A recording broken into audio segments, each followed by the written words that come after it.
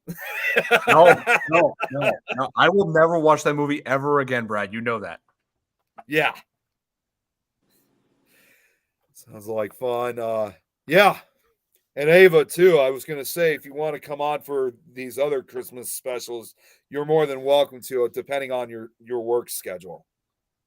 Yeah, it's a pretty big month, but yeah, it is. I love what you got going on here, though. It's pretty awesome. Oh yeah, I'm loving this. Yeah. See, usually a lot of the last few shows have been relatively quiet. You know, we haven't really had a lot of people watching or commenting, but so far this is the most I've seen so far. So that signifies it's going to get bigger. Nice. It's going to, no doubt. And Ava, if you're able to again, depending on your schedule, if you're able to come on to any of the other Christmas episodes or any other shows that we do, you might even be able to have an opportunity to meet not only Jeremy, who runs this network, but some of the other show hosts. So, as I've always said, for some of our newcomers, you might also make a couple new friends on this as well. So, it would be awesome. It all depends on your schedule, but if you're able to, it would be awesome. Yep. See, even Jill wants you to be back on. I love Jill. So is this gonna? So Jeremy, this is gonna start this Friday, right? Obviously, you know, like, but yeah. So that means I got to get some. That means I got to get prepared. I got to rewatch. I want to rewatch let's see. I don't think we should cover. Should we cover Santa Slay this Friday or just wait? Because I know that Jill see it. I'd wait until Jill has seen it, but yeah, it's up to you. I mean, in the end, this is your show, so it's up to you. Because I know Jill said she wanted to see it, so I wanted to put that on hold for a little bit. You know, I don't want to just go ahead and do it if she hasn't seen it yet. You know, I want to make sure she has time to see it. So, Jill, please let me know if when you've seen Santa Slay, and we'll do an episode on it. Yeah, Jeremy said you can this Friday. All right, awesome. So, which raises the question: what should we cover this Friday? Silent Night, Deadly Night. I'm thinking either Silent Night, Deadly Night, or Gremlins. You know, like you guys in the comments, let me know what you think. I'm going to see if I could find some online voting poll for you, Don, so that way we could do a voting poll. Yeah, I'm trying to look online. You know what? If you think about it, when you do a voting poll, you're also kind of turning your show then, and we don't really have very many shows that do this on this network or any of the other networks, but you're also kind of turning the show almost like into a game show. So you're also kind of making the show a little bit more funner, not only for us, but for your audience. Oh, yeah.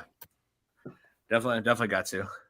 Jill just said this to you. She'll message us as soon as. See, I actually have Jill's number, so if she doesn't get a hold of you, I know she'll reach out to me. So, for sure. Yeah, just let me know. Gremlins. You can go ahead and do Gremlins. You'll be like, oh, it's Brad and his jokes again. Brad, you can come on too, but I would say too much about the ex-wife.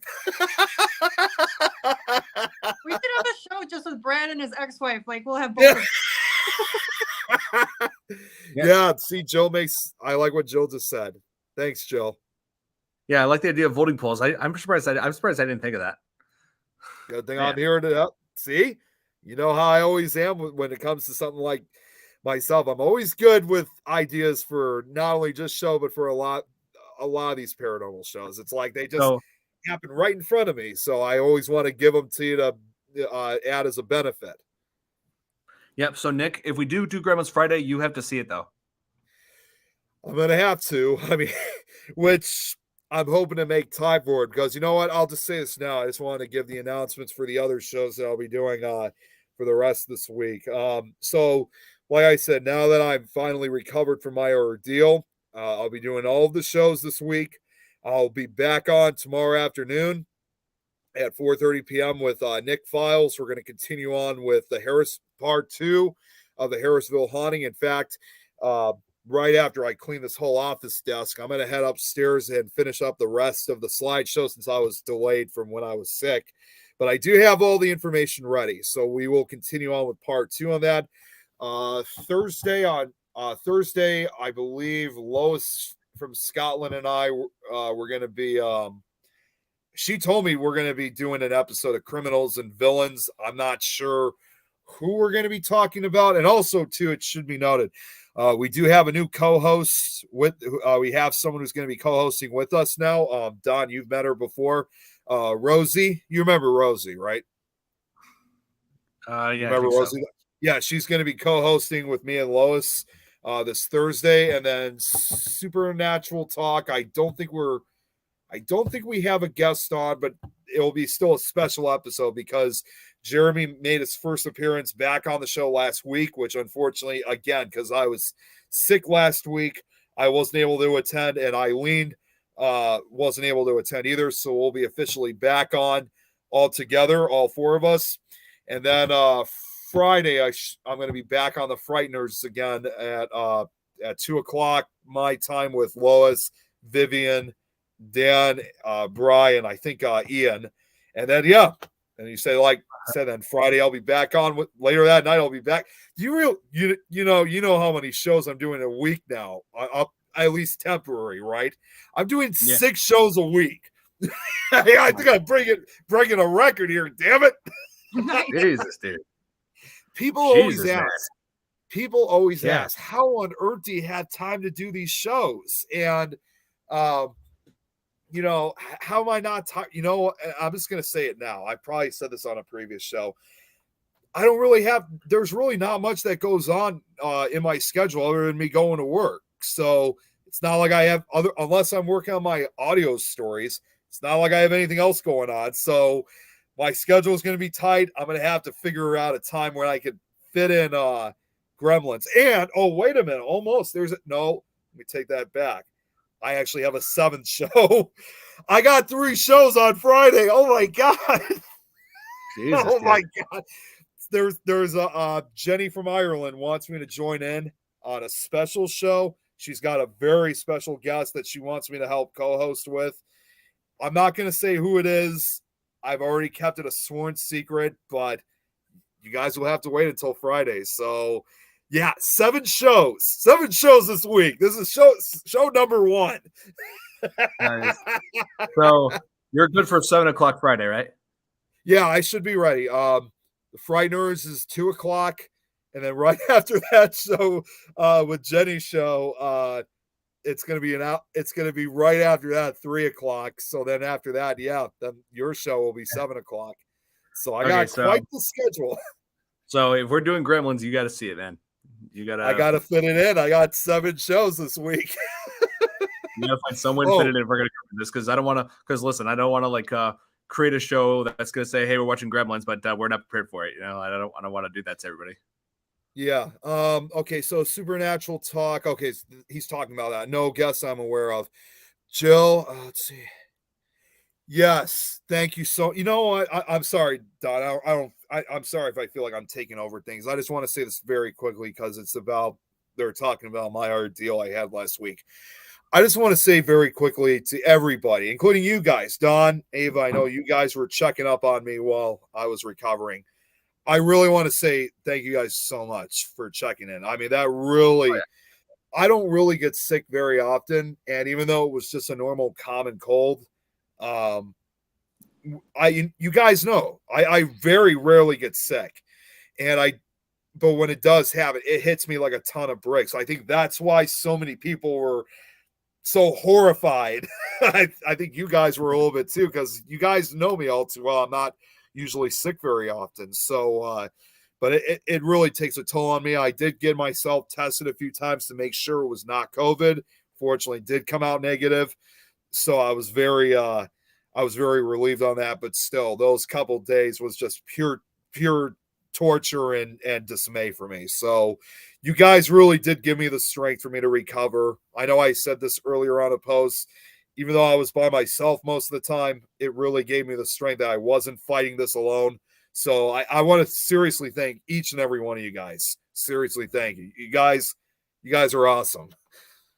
Yeah. You're awesome. No problem, man. No guess. Yeah, that's what Jeremy was saying. He's going to try to pull a demonologist for Supernatural Talk. Joe, I'm not sure who it is. I don't know if Jeremy knows. Let's talk at some point. Yeah. Let's see. Thanks, Jill. I appreciate it.